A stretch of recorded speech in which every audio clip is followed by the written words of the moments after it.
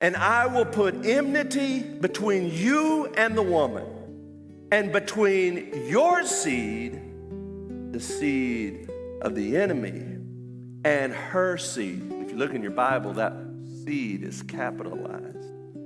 And he, capitalized, shall bruise your head, and you shall bruise his heel. God is spelling out in the middle of this dysfunction his plan for restoration. In the midst of this terrible story, what do we see?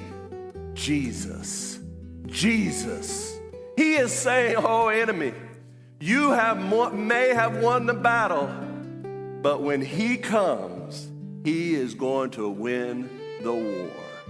And you may be here today feeling the effects and the infects of sin for generation after generation after generation. You may be looking at your family and saying, Pastor, my family is messed up. It is a picture of dysfunction.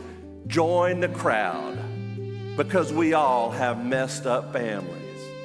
But the reality is that God is looking for you.